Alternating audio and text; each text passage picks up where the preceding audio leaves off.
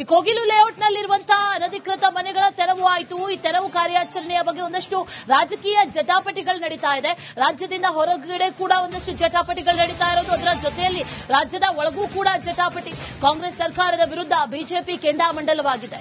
KC ವೇಣುಗೋಪಾಲ್ಗೆ CM ಮಾಹಿತಿಯನ್ನ ಕೊಟ್ಟರು.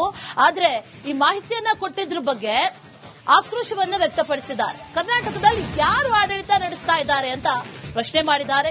ಸಿದ್ದರಾಮಯ್ಯನವರು ಆಡಳಿತ ನಡೆಸ್ತಾ ಇದ್ದಾರಾ ಅಥವಾ ಕೆಸಿ ವೇಣುಗೋಪಾಲ್ ಆಡಳಿತ ನಡೆಸ್ತಾ ಇದ್ದಾರಾ ಅಂತ ಪ್ರಶ್ನೆ ಮಾಡಿದ್ದಾರೆ. ಸಿಎಂ ಹಾಗೂ ಡಿಸಿಎಂಗೆ ಬಹಿರಂಗ ಉಪದೇಶ ಕೊಡ್ತಾ ಇರೋದಿದೆಯಲ್ಲ, ಇದು ಆಘಾತಕಾರಿ ಅಂತ ಹೇಳಿದ್ದಾರೆ. ರಾಜ್ಯದ ಆಡಳಿತ ಹೇಗೆ ನಡೆಸಬೇಕು ಅಂತ ಉಪದೇಶ ನೀಡ್ತಾ ಇರೋದು ಆಘಾತಕಾರಿ. ಇದು ಆಡಳಿತ ಅಲ್ಲ, ದೆಹಲಿಯ ರಿಮೋಟ್ ಕಂಟ್ರೋಲ್ ಕೆಲಸ ಅಂತ ಹೇಳಿದ್ದಾರೆ. ಎಐಸಿಸಿಎ ಎಲ್ಲ ಅನುಮೋದಿಸೋದಾದ್ರೆ ಸಂಪುಟ ಯಾಕೆ ಬೇಕು? ಸರ್ಕಾರ ಕೈಗೊಂಬೆ ಆಗಿದೆಯಾ? ಸೂಪರ್ ಸಿಎಂ ವೇಣುಗೋಪಾಲ ಹಾಗಾದ್ರೆ? ಮುಖ್ಯಮಂತ್ರಿ ಉಪಮುಖ್ಯಮಂತ್ರಿ ವಿರುದ್ಧ ಬಿಜೆಪಿ ಈಗ ಕಿಡಿಕಾರಿದೆ. ಕೋಗಿಲು ಲೇಔಟ್ನಲ್ಲಿ ಅನಧಿಕೃತ ಮನೆಗಳ ತೆರವು ಕಾರ್ಯಾಚರಣೆ ಮಾಡಲಾಯಿತು. ಈ ತೆರವು ಕಾರ್ಯಾಚರಣೆ ಮಾಡಿದ್ದಕ್ಕೆ ಎಐಸಿಸಿ ಒಂದಷ್ಟು ಕಳವಳವನ್ನ ವ್ಯಕ್ತಪಡಿಸಿತು. ಸೂಕ್ಷ್ಮತೆಯಿಂದ ವರ್ತಿಸಬೇಕಾಗಿತ್ತು ಅನ್ನುವಂಥದ್ದನ್ನ ಕೂಡ ಹೇಳಿತ್ತು. ಅದೇ ವಿಚಾರಕ್ಕೆ ಸಂಬಂಧಪಟ್ಟಂತೆ ಕೆಸಿ ವೇಣುಗೋಪಾಲ್ ಕೂಡ ಎಕ್ಸ್ಪ್ಲನೇಷನ್ ಕೇಳಿದ್ರು. ಅವರಿಗೆ ವಿವರಣೆಯನ್ನ ಸಿಎಂ ಕೊಟ್ಟರು. ಇದೇ ವಿಚಾರ ಈಗ ಜಟಾಪಟಿಗೆ ಕಾರಣ ಆಗಿರೋದು. ಈ ವಿವರಣೆಯನ್ನ ಕೊಟ್ಟಂತ ವಿಚಾರದ ಬಗ್ಗೆ ಬಿಜೆಪಿ ಕಿಡಿಕಾರ್ತಾ ಇದೆ. ಹಾಗಾದ್ರೆ ಸೂಪರ್ ಸಿಎಂ ಕೆಸಿ ವೇಣುಗೋಪಾಲ ರಾಜ್ಯದಲ್ಲಿ ಯಾರು ಸರ್ಕಾರ ನಡೆಸ್ತಾ ಇದ್ದಾರೆ ಅನ್ನುವಂತ ಪ್ರಶ್ನೆಯನ್ನ ಈಗ ಬಿಜೆಪಿ ಮಾಡಿರೋದು. ಇದೇ ವಿಚಾರಕ್ಕೆ ಸಂಬಂಧಪಟ್ಟಂತೆ ಡೀಟೇಲ್ಸ್ ಅನ್ನ ಕೊಡ್ತಾರೆ ನಮ್ಮ ಪ್ರತಿನಿಧಿ ಚಂದ್ರು. ದೂರವಾಣಿ ಸಂಪರ್ಕದಲ್ಲಿ ಜಾಯಿನ್ ಆಗಿದ್ದಾರೆ. ಚಂದ್ರು, ಇಲ್ಲಿ ಈಗ ಒಂದು ಕಡೆಯಲ್ಲಿ ರಾಜ್ಯಗಳ ಮಧ್ಯೆಯೂ ಕೂಡ ಜಟಾಪಟಿ, ಅದರ ಜೊತೆಯಲ್ಲಿ ರಾಜ್ಯದ ಒಳಗಿರುವಂತಹ ಬಿಜೆಪಿಯು ಕೂಡ ಒಂದಷ್ಟು ಪ್ರಶ್ನೆಗಳನ್ನ ಕೇಳ್ತಾ ಇದೆ. ಆ ಪ್ರಶ್ನೆಗಳೆಲ್ಲೋ ಸಮಂಜಸ ಅಂತ ಅನಿಸ್ತಾ ಇದೆ. ಏನೇನ್ ನಡೀತಾ ಇದೆ ಈ ವಿಚಾರಕ್ಕೆ ಸಂಬಂಧಪಟ್ಟಂತೆ? ಕೆಸಿ ವೇಣುಗೋಪಾಲ್ಗೆ ವಿವರಣೆಯನ್ನ ಕೊಡುವಂತ ಅಗತ್ಯತೆ ಆದ್ರೂ ಏನಿತ್ತು ಅನ್ನೋ ಪ್ರಶ್ನೆಗಳನ್ನ ಬಿಜೆಪಿ ಕೇಳ್ತಾ ಇರೋದು. ಡೀಟೇಲ್ಸ್ ಅನ್ನ ಕೊಡೋದಾದ್ರೆ ಚಂದ್ರು. ಅಶ್ವಿನಿ, ಖಂಡಿತವಾಗ್ಲು ಈಗಾಗಲೇ ಬೆಂಗಳೂರಿನ ಕೋಗಿಲು ಕ್ರಾಸ್ ಬಳಿ ಇರ್ತಕ್ಕಂತ ಒಂದು ಸರ್ಕಾರಿ ಜಾಗದಲ್ಲಿ ಫಕೀರ್ ಲೇಔಟ್ ಅನ್ನುವಂತ ಒಂದು ಅನಧಿಕೃತ ಲೇಔಟ್ ಅನ್ನ ನಿರ್ಮಾಣ ಮಾಡಲಾಗಿತ್ತು. ಸೊ ಈ ಅನಧಿಕೃತ ನಿರ್ಮಾಣ ಲೇಔಟ್ ನ ಡೆಮಾಲಿಷನ್ ಮಾಡಲಾಗಿತ್ತು. ಈ ವಿಚಾರ ಕರ್ನಾಟಕದ ಸಿಎಂ ಗಮನ ಬರೋದಕ್ಕೆ ಮೊದಲೇ ಕೇರಳದ ಮುಖ್ಯಮಂತ್ರಿ ಪಿಣರಾಯಿ ಈ ಕೇರಳ ಸಿಎಂಗೆ ಈ ಒಂದು ವಿಚಾರ ಗೊತ್ತಾಗುತ್ತೆ. ಸೊ ಅವರು ಎಲ್ಲೆಲ್ಲಿ ಬಿಜೆಪಿ ಅಧಿಕಾರದಲ್ಲಿದೆ ಆ ಒಂದು ಸ್ಥಳದಲ್ಲಿ ಮುಸ್ಲಿಮರನ್ನ ತುಳಿಯುವಂತ ಕೆಲಸ ಆಗತ್ತೆ. ಸೊ ಅಂತದ್ದೇ ಒಂದು ಕೆಲಸವನ್ನ ಕರ್ನಾಟಕದಲ್ಲೂ ಕೂಡ ಕಾಂಗ್ರೆಸ್ ಸರ್ಕಾರ ಮಾಡ್ತಿದೆ ಅನ್ನುವಂತ ಆಕ್ರೋಶವನ್ನ ಹೊರಹಾಕಿದ್ರು. ಇದರ ಬೆನ್ನಲ್ಲೇ ಎಐಸಿಸಿ ಮಟ್ಟದಲ್ಲೂ ಕೂಡ ಬಹಳಷ್ಟು ದೊಡ್ಡ ಮಟ್ಟದಲ್ಲಿ ಚರ್ಚೆ ಆಗಿದೆ. ಕಾರಣ ಅಂತಂದ್ರೆ ಇದು ಇಂಡಿ ಒಕ್ಕೂಟದಲ್ಲಿ ಕೂಡ ಈ ಒಂದು ಪಕ್ಷಗಳ ಮೈತ್ರಿ ಇರೋದ್ರಿಂದ ಇದು ಬಹಳ ಮುಂದಿನ ಕೇರಳದಲ್ಲೂ ಕೂಡ ವಿಧಾನಸಭಾ ಚುನಾವಣೆ ಬರ್ತಾ ಇದೆ. ಸೊ ಹೀಗಾಗಿ ಇದನ್ನ ಎಐಸಿಸಿ ಮಟ್ಟದಲ್ಲೂ ಕೂಡ ಗಂಭೀರವಾಗಿ ತೆಗೆದುಕೊಂಡಿರ್ತಕ್ಕಂಥದ್ದು. ಸೊ ಹೀಗಾಗಿ ಕೇರಳ ವಿಚಾರ ಅಥವಾ ಕರ್ನಾಟಕದ ವಿಚಾರ ಎರಡು ಸಂಘರ್ಷಗಳೇನ್ ನಡೀತಾ ಇದೆ, ಇದಕ್ಕೆ ಸಂಬಂಧಪಟ್ಟಂತೆ ವೇಣುಗೋಪಾಲ್ ಅವರು ಮಾಹಿತಿಯನ್ನ ಪಡೆಯುವಂತ ಕೆಲಸವನ್ನ ಮಾಡಿದ್ರು. ಇದರ ಜೊತೆಗೆ ಮುಖ್ಯಮಂತ್ರಿಗಳ ಜೊತೆ ಸಿದ್ದರಾಮಯ್ಯ ಅವ್ರ ಜೊತೆಲೂ ಕೂಡ ಚರ್ಚೆಯನ್ನ ಮಾಡಿದ್ರು. ಇದೆಲ್ಲವೂ ಕೂಡ ಒಂದು ಕಡೆ ಯಾರು ಮುಖ್ಯಮಂತ್ರಿ, ಯಾರ ಮಾತು ಇಲ್ಲಿ ನಡೀತಾ ಇದೆ ಅನ್ನುವಂತ ಪ್ರಶ್ನೆಯನ್ನ ಮಾಡ್ತಾ ಇರ್ತಕ್ಕಂಥದ್ದು. ಕಾರಣ ಅಂತಂದ್ರೆ ಕರ್ನಾಟಕದ ವಿಚಾರವನ್ನ ಕೇರಳ ಸಿಎಂ ಪ್ರಶ್ನೆ ಮಾಡ್ತಾರೆ, ಅದನ್ನ ನಿರ್ದೇಶನವನ್ನು ಕೊಡುವಂತ ಕೆಲಸವನ್ನ ಎಐಸಿಸಿ ಮಟ್ಟದಲ್ಲಿ ನಡೀತಾ ಇದೆ. ಸೊ ಆಡಳಿತ ಕರ್ನಾಟಕದಲ್ಲಿ ಮಾಡ್ತಾ ಇರ್ತಕ್ಕಂಥದ್ದು ಸಿದ್ದರಾಮಯ್ಯ, ಡಿ ಕೆ ಶಿವಕುಮಾರ ಅಥವಾ ವೇಣುಗೋಪಾಲ ಅನ್ನುವಂಥದ್ದು ಕೂಡ ಈಗ ಚರ್ಚೆಗೆ ಬರ್ತಾ ಇರ್ತಕ್ಕಂಥದ್ದು. ಸೊ ಹೀಗಾಗಿ ಇದೆಲ್ಲವೂ ಕೂಡ ಬಹಳ ದೊಡ್ಡ ಮಟ್ಟದಲ್ಲಿ ರಾಜಕೀಯ ತಿರುವುಗಳಿಗೂ ಕೂಡ ಕಾರಣವಾಗ್ತಾ ಇದೆ. ಕಾರಣ ಅಂತಂದ್ರೆ ಕೇರಳದಲ್ಲಿ ಬರುವಂತ ಮುಂದಿನ ವಿಧಾನಸಭಾ ಚುನಾವಣೆಯಲ್ಲಿ ಇಂಡಿ ಒಕ್ಕೂಟ ಜಯವನ್ನ ಸಾಧಿಸಬೇಕು. ಸೊ ಅದಕ್ಕೆ ಈ ವಿಚಾರ ತೊಡಕಾಗಬಾರ್ದು ಅನ್ನೋಂಥದ್ದು. ಸೊ ಹೀಗಾಗಿ ಈ ವಿಚಾರದಲ್ಲಿ ರಾಜಕೀಯ ಮಾಡ್ತಾ ಇದ್ದಾರೆ ಅನ್ನುವಂಥದ್ದು ಒಂದ್ ಕಡೆ ಆದ್ರೆ, ಮತ್ತೊಂದ್ ಕಡೆ ರಾಜ್ಯದಲ್ಲಿ ಆಡಳಿತ ಮಾಡ್ತಾ ಇರ್ತಕ್ಕಂಥದ್ದು ಯಾರು ಅನ್ನುವಂಥದ್ದನ್ನ ವಿಪಕ್ಷ ನಾಯಕ ಆರ್ ಅಶೋಕ್ ಪ್ರಶ್ನೆಯನ್ನ ಮಾಡ್ತಾ ಇರ್ತಕ್ಕಂಥದ್ದು. ಸೊ ಹೀಗಾಗಿ ಇದು ಎಲ್ಲಿಗೆ ಬಂದು ಮುಟ್ಟುತ್ತೆ ಅನ್ನೋಂಥದ್ದು ಕೂಡ ಬಹಳಷ್ಟು ದೊಡ್ಡ ಮಟ್ಟದಲ್ಲಿ ಚರ್ಚೆ ಆಗ್ತಾ ಇರ್ತಕ್ಕಂಥದ್ದು. ಅಶ್ವಿನಿ, ಚಂದ್ರಶೇಖರ್, ಇಲ್ಲಿ ರಾಜಕೀಯವಾಗಿ ಒಂದಷ್ಟು ವಿವಾದಗಳಾಗ್ತಾ ಇರೋದನ್ನ ಕೂಡ ಗಮನಿಸ್ತಾ ಇದ್ದೀವಿ. ರಾಷ್ಟ್ರೀಯ ಮಟ್ಟದಲ್ಲಿ ಇದು ಚರ್ಚೆ ಕೂಡ ಆಗ್ತಾ ಇದೆ.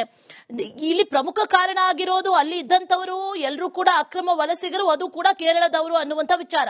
ಆದ್ರೆ ಕೇರಳ ಸರ್ಕಾರ ಇಲ್ಲಿ ಮೂಗು ತೂರಿಸ್ತಾ ಇರುವಂತಹ ವಿಚಾರ ಆಗಿರ್ಬೋದು. ಅದರ ಜೊತೆಯಲ್ಲಿ ಈಗ ಎಐಸಿಸಿಯು ಕೂಡ ಇದಕ್ಕೆ ಹಸ್ತಕ್ಷೇಪ ಮಾಡ್ತಾ ಇರೋದು, ಇದೆಲ್ಲವೂ ಕೂಡ ಬೇರೆಯದ್ದೇ ಬಣ್ಣವನ್ನ ಪಡೆದುಕೊಳ್ತಾ ಇದೆ. ಅದ್ರ ಬಗ್ಗೆ ಡೀಟೇಲ್ಸ್ ಅನ್ನ ಕೊಡೋದಾದ್ರೆ ಚಂದ್ರಶೇಖರ್. ಅಶ್ವಿನಿ, ಖಂಡಿತವಾಗ್ಲು. ಯಾಕಂತಂದ್ರೆ ಕರ್ನಾಟಕದಲ್ಲಿ ಆಗಿರ್ತಕ್ಕಂಥ ವಿಚಾರದಲ್ಲಿ ಕೇರಳ ಸರ್ಕಾರ ಯಾಕೆ ಮೂಗು ತೋರಿಸ್ತಾ ಇದೆ ಅನ್ನೋಂಥದ್ದು ಮೊದಲನೇ ವಿಚಾರ.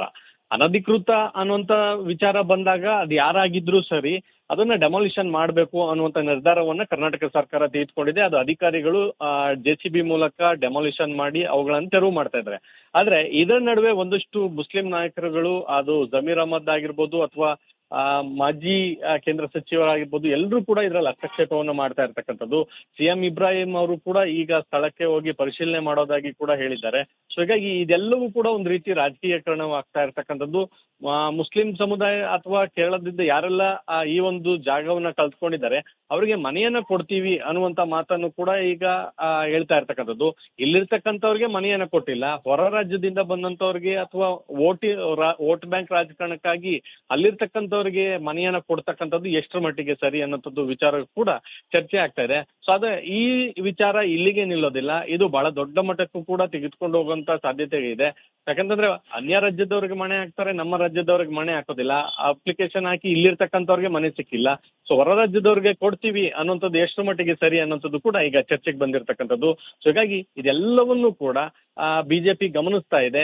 ಒಂದು ಕಡೆ ಕಾಂಗ್ರೆಸ್ ಯಾವ ರೀತಿಯಾಗಿ ನಡೆದುಕೊಳ್ಳುತ್ತೆ, ಅದರ ಮೇಲೆ ಬಿಜೆಪಿ ಕೂಡ ಇದನ್ನ ಯಾವ ರೀತಿ ತೆಗೆದುಕೊಂಡು ಹೋಗ್ಬೇಕು ಅನ್ನೋಂಥದ್ದು ರಿಯಾಕ್ಷನ್ ಕೂಡ ಮಾಡ್ಲಿಕ್ಕೆ ಒಂದಷ್ಟು ಚರ್ಚೆಯನ್ನು ಕೂಡ ಮಾಡ್ತಾ ಇರ್ತಕ್ಕಂಥದ್ದು. ಅಶ್ವಿನಿ, ಚಂದ್ರು, ಇದರ ಜೊತೆಯಲ್ಲಿ ಗಮನಿಸೋದಾದ್ರೆ ಇಷ್ಟೆಲ್ಲ ಚರ್ಚೆಗಳಾಗ್ತಾ ಇದೆ, ಇಷ್ಟೆಲ್ಲ ವಿವಾದಗಳಾಗ್ತಾ ಇದೆ, ರಾಜಕೀಯವಾಗಿ ಬೇರೆಯದೇ ಸ್ವರೂಪವನ್ನ ಪಡೆದುಕೊಳ್ತಾ ಇದೆ.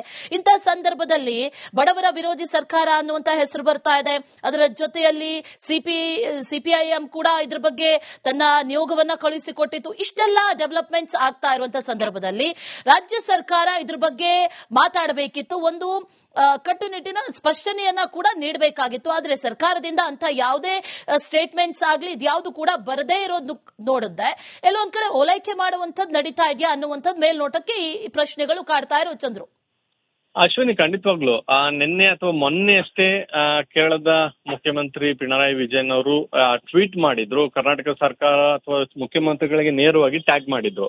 ಸೊ ಇದರ ಬೆನ್ನಲ್ಲೇ ಒಂದಷ್ಟು ವಿಚಾರಗಳು ಚರ್ಚೆಗೆ ಬಂದಂತ ಸಂದರ್ಭದಲ್ಲೇ ಉಪಮುಖ್ಯಮಂತ್ರಿಗಳು ಚರ್ಚೆ ಮಾಡಿದ್ರು. ಜೊತೆಯಲ್ಲಿ ದೆಹಲಿಯಲ್ಲಿ ಮುಖ್ಯಮಂತ್ರಿ ಆಗ್ಲೇ ಮಾತನಾಡಿದ್ದಾರೆ.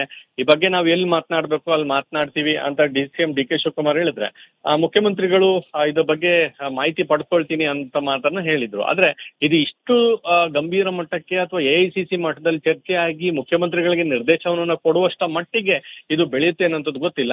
ಆದ್ರೆ ಅನಧಿಕೃತ ಲೇಔಟ್ ನಿರ್ಮಾಣ ಮಾಡಿದ್ದೇ ತಪ್ಪು.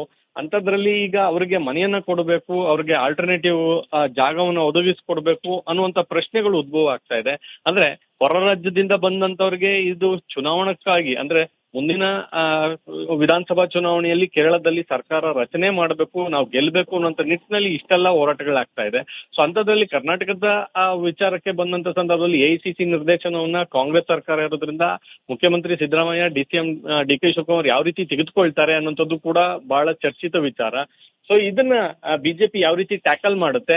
ಸೊ ಒಂದ್ ವೇಳೆ ನಿಜಕ್ಕೂ ಕೇರಳದಿಂದ ಈಗ ಯಾರು ಬಂದು ಮನೆಯನ್ನ ಕಳ್ಕೊಂಡಿದ್ದಾರೆ ಅಥವಾ ಮುಸ್ಲಿಮರಾಗಿರ್ಬೋದು ಅಥವಾ ಬೇರೆ ರಾಜ್ಯದವರಾಗಿರ್ಬೋದು, ಅವ್ರಿಗೆ ಒಂದ್ ವೇಳೆ ಮನೆಯನ್ನ ಇಲ್ಲಿ ಕೊಟ್ಟಿದ್ದೆ ಆದಲ್ಲಿ ಇದು ನಿಜಕ್ಕೂ ದೊಡ್ಡ ಮಟ್ಟದ ಹೋರಾಟಕ್ಕೂ ಕೂಡ ಕಾರಣವಾಗುತ್ತೆ. ಇಲ್ಲಿರ್ತಕ್ಕಂಥ ಈಗಾಗಲೇ ಅನೇಕ ಮನೆಗಳಿಲ್ದೆ ಮನೆ ಕಳ್ಕೊಂಡಂತವ್ರಿಗೆ ಮನೆಯನ್ನ ಕೊಟ್ಟಿಲ್ಲ, ಹೊರ ರಾಜ್ಯದವ್ರು ಬಂದು ಅನಧಿಕೃತವಾಗಿ ನಿರ್ಮಾಣ ಮಾಡಿರ್ತಕ್ಕಂಥವ್ರಿಗೆ ಮನೆಯನ್ನ ಕೊಟ್ಟಿದ್ದೆ ಅದಲ್ಲಿ ಮತ್ತಷ್ಟು ಕಿಚ್ಚು ಹಚ್ಕೊಳ್ಳೋದ್ರಲ್ಲಿ ಯಾವುದೇ ರೀತಿಯಾದಂತ ಅನುಮಾನ ಇಲ್ಲ. ಸೊ ಹೀಗಾಗಿ ಇದನ್ನ ರಾಜ್ಯ ಸರ್ಕಾರ AICC ಮನವೊಲಿಸೋದೋ ಅಥವಾ ಕೇರಳ ಸರ್ಕಾರದ ಪಿಣರಾಯಿ ವಿಜಯನ್ ಅವ್ರನ್ನ ಮನವೊಲಿಸ್ತಾ ಯಾವ ರೀತಿ ಮಾಡ್ತಾರೆ ಗೊತ್ತಿಲ್ಲ. ಇದನ್ನ ಯಾವ ರೀತಿ ಟ್ಯಾಕಲ್ ಮಾಡ್ತಾರೆ ಅಥವಾ ಯಾವ ರೀತಿ ಪರಿಹಾರವನ್ನ ಕಂಡುಕೊಳ್ತಾರೆ ಅನ್ನೋದು ನಿಜಕ್ಕೂ ಕುತೂಹಲ ಇದೆ.